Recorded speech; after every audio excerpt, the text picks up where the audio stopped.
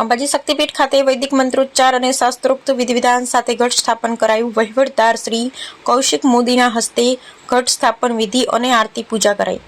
ચૈત્ર નવરાત્રિના પ્રારંભે અંબાજી ખાતે મોટી સંખ્યામાં માઈ ભક્તો દર્શન માટે ઉમટ્યા। શક્તિ ઉપાસનાના પર્વ ચૈત્રી નવરાત્રિનો મંગળવારથી પ્રારંભ થયો છે, ત્યારે કરોડો માઈ ભક્તોના આસ્થાના કેન્દ્ર અને શક્તિપીઠ અંબાજી ખાતે વૈદિક મંત્રોચ્ચાર સાથે ઘટ સ્થાપન કરવામાં આવ્યું હતું। શ્રી આરાસુરી અંબાજી માતા દેવસ્થાન ટ્રસ્ટ અંબાજીના વહીવટદાર શ્રી કૌશિક મોદીના હસ્તે ઘટ સ્થાપન વિધિ સંપન્ન કરી માતાજીની આરતી કરવામાં આવી હતી। નાયબ જિલ્લા ચૂંટણી અધિકારી શ્રી એચ.કે. ગઢવીએ પણ માતાજીના ઘટ સ્થાપન પ્રસંગનો લાભો લઈ ધન્યતા અનુભવી હતી। ચૈત્રી નવરાત્રિના પાવન પર્વને પગલે અંબાજી ખાતે મોટી સંખ્યામાં માઈ ભક્તો દર્શન માટે ઉમટ્યા હતા। સમગ્ર મંદિર પરિસર જય અંબેના નાદથી ગુંજી ઉઠ્યું હતું। સનાતન હિન્દુ ધર્મમાં ખાસ કરી આશો નવરાત્રિ અને ચૈત્રી નવરાત્રિમાં શક્તિ ઉપાસનાનું વિશેષ મહત્વ રહેલું છે। ઘટ સ્થાપનના માતાજીનું સ્વરૂપ માની ભક્તિભાવપૂર્વક શ્રદ્ધા સાથે તેનું પૂજન અર્ચન કરવામાં આવે છે। અંબાજી શક્તિપીઠ અને માતાજીનું હૃદયસ્થાન હોવાથી ઘટ સ્થાપનનું અનેરું મહત્વ ધરાવે છે।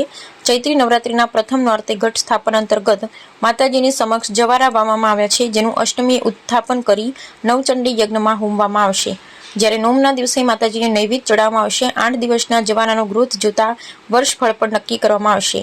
મંદિરના પૂજારી ભટજી મહારાજ ભરતભાઈ પાધ્યાએ વસંત ઋતુમાં આવતી નવરાત્રિને વાસંતિક નવરાત્રિ અને આસોમાં આવતી નવરાત્રિને શરદીય નવરાત્રિ તરીકે ઓળખવામાં આવી છે, એમ જણાવી ઘટ સ્થાપનનું મહત્વ જણાવ્યું। ભટજી મહારાજે છે વિશ્વ કલ્યાણની પ્રાર્થના સાથે મા અંબાના આશીર્વાદ સૌ માઈ ભક્તોને ફળે એવી શુભેચ્છા પાઠવી હતી। Bureau report Ramjibhai Raigor, crime patrolling news bureau chief, Banaskantha. Shri Ambe ચૈત્રી નવરાત્રિ અને આસો નવરાત્રિ બે મોટી, આસો નવરાત્રિ મોટી છે અને આ એમ કે નાની એમ સમજવામાં આવે છે કે વસંત ઋતુમાં આવતી નવરાત્રિને વાસંતિક નવરાત્રિ કહે છે।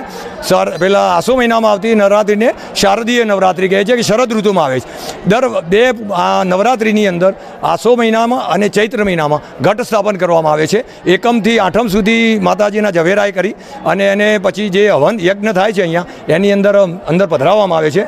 આ ઘટ સ્થાપન એ કે માનું સ્વરૂપ માની અને પરંપરાગત જે આપણી પદ્ધતિ ને પરંપરાઓ છે, વૈદિક પરંપરા, એ પ્રમાણે આ આપણે એનું સ્થાપન કરીએ છીએ અને માનું સ્વરૂપ માની એને 1650 પૂજા કરી અને એનું નૈવેદ્ય ધરાવ્યું અને પછી આરતી કરી અને માતાજીના આશીર્વાદ લીધા કે આ જે છે એમ કે માતાજી બધાનું શુભ કરે, વિશ્વનું કલ્યાણ કરે, ભાવથી જ સંકલ્પ સાથે આપણે એની પૂજા કરી હતી। માતાજી બધાનું શુભ કરે।